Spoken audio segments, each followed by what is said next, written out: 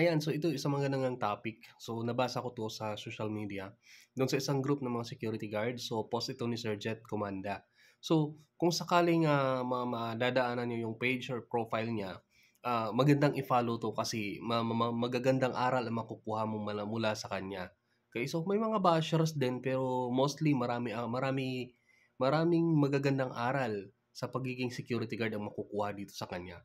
So basahin natin yung kanyang post at saka, magbigay tayo ng mga points kung bakit gano'n ang punto niya, okay. Ito ay regarding do'n sa pag-pull out ng item ng ah, walang tamang proseso or wala pang dokumento to follow ang dokumento. So pag-usapan natin 'to, okay. So yun siguro yung scenario ng usapan nila, okay. So tingnan natin dito. Ang sabi dito ni Sir Jet Comanda sa isang group ng, Metro Manila Security Guard, "For the sake of argument and debate, sasagutin ko po ang post na ito para na rin sa request ng mga 5-9." So ayan nga, sumasabi ko nga sa inyo, sumasagot ng si Sir Jet, yan.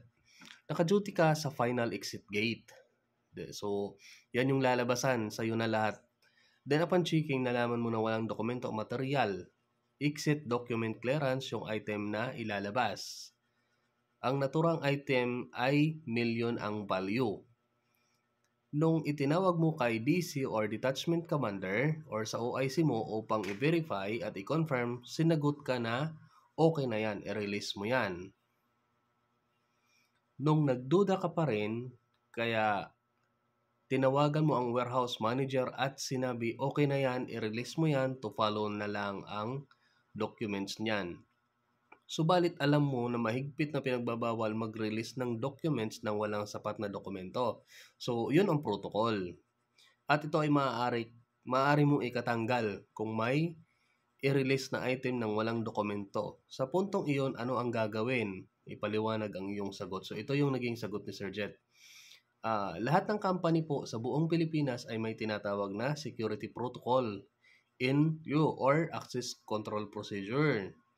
Sa given scenario na yan, pasok yung rules na yon, 1 and 2 security protocol, and tapos yung 2 naman is yung access control procedure.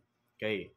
Dapat alam ni Detachment Commander or ni OIC at ni Warehouse Manager yung importanteng rules na yon. So, ito nga yung sa security protocol. So, hindi na nasunod kasi 'di ba ang protocol na dapat kapag may ilalabas na item may gate pass or tawag dito sa dokumento na to. So, dapat mayroon. So, since wala or to follow, kung to follow ang papel, ibig sabihin wala pa rin siya. Wala lang siyang papel nung inilabas. Okay. So, ano ang gagawin mo? Okay? Ano ang gagawin mo kapag ganun ang mangyari? So, sa panig ni duty guard sa area na yon, nararapat na hindi mo payagang ilabas ang naturang item. Yes, tama si Sir Jet. Huwag mong payagan kasi wala ngang dokumento. Okay? Walang dokumento na magpapatunay na may nag-authorize, kung sino ang nag-authorize na ilabas ang dokumento. Pero kung talagang makulit sila, papuntahin mo i-check mo yung item. Yan yung sinasabi ni Sir. I-hold mo muna, kunin mo ng picture or kaya mong i-video mo yung mga item na ilalabas kasama yung serial number, anong model ng item na yan, anong yung serial number, anong klaseng item na yan, ilang peraso, o i-video mo or i-picture, tapos isulat mo dun sa logbook lahat kung ano yung mga nakadokumento na yon. Tapos kunin mo yung kung yan ay nakaano sa sasakyan, kunin mo yung driver's license ng driver para makuha mo yung detalye, yung plate number ng sasakyan or company vehicle ba yan, anong klaseng sasakyan yan. Okay. So, ang purpose nun, para ma-itemize mo kung ano yung mga ilalabas nilang item. Tapos, ilagay mo dun sa ilalim, authorized by OIC or Detachment Commander. Tapos, ilagay mo rin yung pangalan ni warehouse man. Tapos, papuntahin mo sila para pumirma. Kung pepermahan nilang dalawa yon, pwede mong palabasin kahit walang gate pass, kahit walang papel. Kasi inauthorize nila o pagdating sa chain of command, ang susundin mo is yung OIC mo. So, inauthorize nga ng detachment commander na mailabas yung item. So, yun yung point ni Sir Pero kung hindi sila pupunta diyan, hindi sila pipirma, wag mong payagan na ilabas kahit na, sabi niya, kahit na murahin ka pa nila. So, kahit na gano'n yung gawin nila, wag mong papayagan na ilabas. Maliban na lang kung pipirmahan nila na o pinayagan, inauthorize nila kasi to follow na lang daw ang to follow na lang daw ang dokumento. Okay. So, yan nga yung sinasabi ko do'n sa ibang video ko na yung sa pagiging security guard natin, bantayan din natin yung sarili natin na hindi tayo magbayad. Okay, kasi sabihin natin na maaari mong ikatanggal sa duty mo kasi ah, hindi hindi mo pinayagang ipalabas ang item. Okay? Hindi mo pinayagang ilabas ang item na napakalaking halaga nang dahil sa walang kaukulang dokumento pero inaprubahan naman ng mga opisyalis doon sa taas. So, maaari mo ikatanggal, maaari kang pag-initan ng OIC. Mas maganda na yon kaysa naman pinalabas mo yung dokumento na yon nang walang perma, walang papel. Paano kung wala pala talagang papel yon? Papapagbayarin ka ng 1,000,000. O saan ka kukuha ng gano'n? Paano kung may mga pinapaaral ka, may mga binabayarang bills ka pa?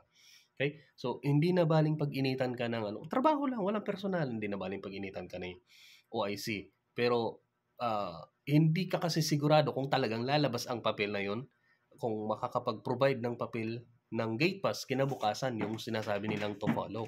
So, hindi naman yun ang tamang protocol na may maglalabas ng papel, to follow na lang. Palagi na lang masusundan yon. Kapag may ilalabas na papel, sasabihin bakit nung nakaraan nakapag-to follow naman kami, bakit ngayon hindi pwede?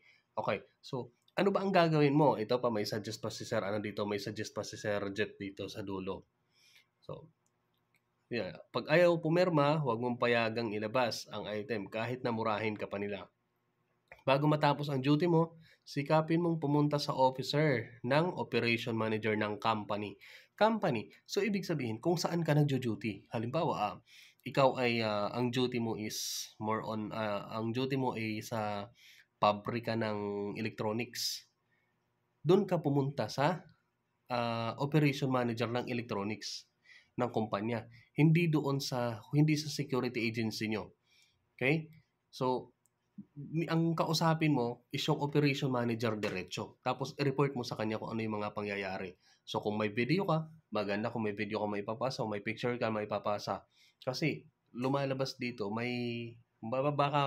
baka lang may connivance na nangyayari between kay OIC at saka kay warehouse manager. So paano nga talaga kung halimbawa ibebenta nila ng patago yung item na yan na nagkakalaga ng 1,000,000. Successful na mailabas. Tapos sabihin nila wala. Hindi namin inauthorize ang pag na yon. Hindi namin inauthorize ang paglabas ng item na yon.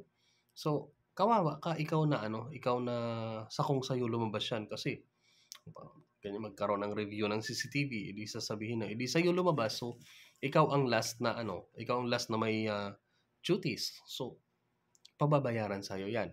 Ayan, so ayan, hanggang dun lang. So ulit, basta pag makita nyo yung post ni Sir Jet Comanda doon sa mga group ng security guard, magandang i-follow yan kasi marami kayong matututunan dyan. More on sa security.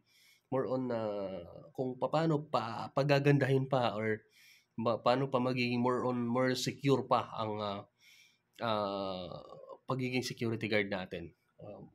So ayan, hanggang dun lang. So kung may katanungan kayo, more on reports or CCTV, maaari kayong magtanong. Click nyo po yung subscribe, tapos bell button, baka yung next na upload ko is more on sagot na yun sa katanungan nyo. Okay? So yes, maaari kayong magtanong, wag lang mathematics. Hanggang dun lang. Thank you.